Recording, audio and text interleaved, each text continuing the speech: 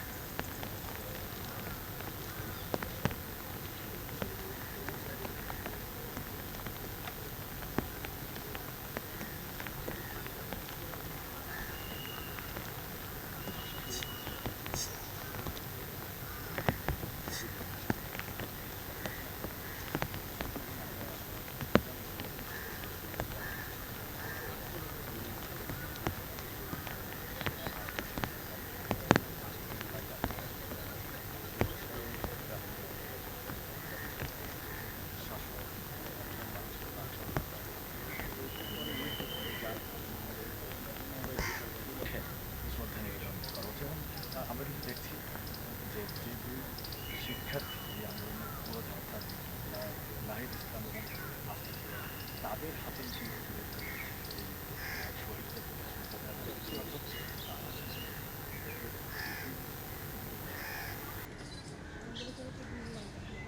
সবাই রাখবেন।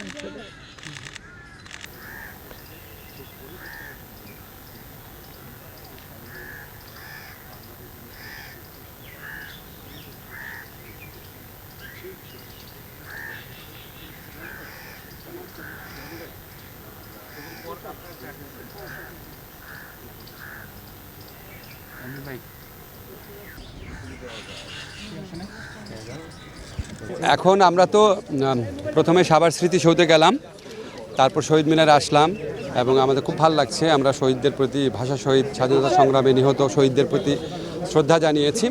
সবাই দোয়া করবেন। এটা আমাদের একার কাজ না, সারা দেশবাসীর কাজ এবং আমাদের তরুণ সমাজ আমাদের জন্য যে অপূর্ব সুযোগ এনে দিয়েছে দেশ গড়ার, এই সুযোগটা যেন আমরা কাজে লাগাতে পারি। সেপারেশন অফ পাওয়ার তৈরি করা, এই বিষয়গুলোকেই একটা চ্যালেঞ্জ তৈরি হবে। এবং তবে আমরা আশা করি যে যেহেতু এই সরকার একটা গণ অভ্যুত্থানের ভিতর দিয়ে তৈরি হয়েছে, মানুষের এই সরকারের প্রতি আস্থাটা রয়েছে, বাংলাদেশ পুনর্গঠনের যে স্বপ্ন আমরা দেখিয়েছি বা প্রতিশ্রুতি রেখেছি, সেইটি দ্রুত সময়ের মধ্যে কার্যকরাই আমাদের লক্ষ্য এবং উদ্দেশ্য। সেই দিক থেকে আমরা তারুণ্য এবং অভিজ্ঞতার সংমিশ্রণে অন্তর্বর্তীকালীন সরকারটি গঠিত হয়েছে। আমরা আশা করব যে আমাদের যারা সিনিয়র সিটিজেন নাগরিক সমাজ, তাদের অভিজ্ঞতা, গ্রহণযোগ্যতা এবং একই সাথে আমাদের যে তারুণ্যের শক্তি, এই উভয়ে মিলে আমরা বাংলাদেশ রাষ্ট্রটাকে আবার নতুন করে সাজাতে পারি। শহীদ মিনারে এসে শ্রদ্ধা নিবেদন করার একটা বড় কারণ আমাদের এক দফার ঘোষণা হয়েছিল এই শহীদ মিনার থেকে, এবং শহীদ মিনার আমাদের স্বাধীনতার লড়াইয়ের শুরুর দিকের একটি প্রতীক। 52 সালের ভাষা আন্দোলনে শহীদরা তাদের রক্ত দিয়ে আমাদের ভাষাকে, বাংলা ভাষাকে প্রোটেক্ট করেছিলেন, এবং আমরাও 2024 সালে সহস্র জনতার, ছাত্র জনতার রক্ত দিয়ে আবার আমাদের স্বাধীনতা ফিরে পেয়েছি, যেটিকে দেশের ছাত্র জনতা বলছে দ্বিতীয় স্বাধীনতা। সেই জায়গা থেকে, সেই মাহাত্মের জায়গা থেকে শহীদ মিনারে আমরা পুষ্প অর্পণ করেছি এবং শ্রদ্ধা নিবেদন করেছি। প্রাথমিকভাবে যেটা করতে চাই সেটা হচ্ছে দেশের ল অ্যান্ড অর্ডার ফিরিয়ে আনা, কারণ এটাই এখন সবচেয়ে গুরুত্বপূর্ণ ইস্যু। এবং একই সাথে আমাদের যেই দাবিগুলো ছিল, যে দাবিগুলো নিয়ে আমরা আন্দোলন করেছিলাম, বর্তমানে আমরা সরকারে আছি, সেই জায়গা থেকে এই দাবিগুলো বাস্তবায়ন করা আমাদের মূল উদ্দেশ্য থাকবে, প্রধান উদ্দেশ্য থাকবে। সেক্ষেত্রে প্রায়োরিটি ভিত্তিতে যারা এই যে গত আন্দোলনে হত্যাগুলোর সাথে জড়িত এবং তাদের বিচার এবং শাস্তি নিশ্চিত করাটাই আমাদের প্রথম দায়িত্ব থাকবে। এবং পাশাপাশি আমাদের শহীদ, আহত অনেকেই এখন হাসপাতালের বেডে কাতরাচ্ছেন, তাদেরকে শহীদদের মর্যাদা রাষ্ট্রীয়ভাবে দেওয়ার জন্য, এবং যারা আহত আছেন তাদের চিকিৎসা নিশ্চিত করার জন্য, লং টার্ম চিকিৎসা নিশ্চিত করার জন্য আমরা পদক্ষেপ নেব। আপনাদের দায়িত্বকাল কতদিন হবে এই বিষয়ে কোনো ধারণা পাওয়া যাচ্ছে? এ বিষয়ে এখনও কোনো সিদ্ধান্ত হয়নি। আমাদের যেহেতু গণঅভ্যুত্থানের ভিত্তিতে গঠিত একটি সরকার, এবং আমাদের অনেকগুলো রিফরমেশনের কথা আমরা বলেছি, গণঅভ্যুত্থানের আগেও বলেছি, পরেও বলছি, এই রিফরমেশনগুলো আমাদেরকে করতে হবে।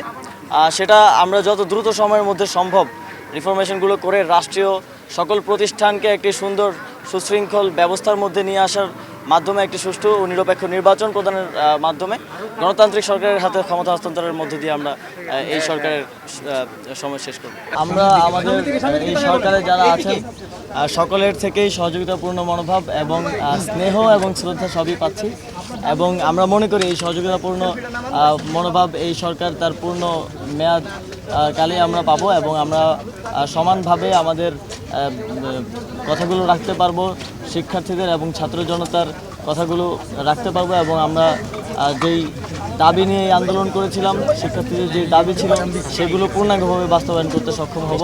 আপনারা জানেন এই সরকারে 25 থেকে 85 যে একটি তারুণ্য এবং অভিজ্ঞতার যে সংমিশ্রণ হয়েছে, এটি আসলে বাংলাদেশকে রিপ্রেজেন্ট করে, এবং বাংলাদেশের প্রকৃত যে চাওয়া পাওয়া সেটি বাস্তবায়ন করতে পারবে বলে আমি মনে করি।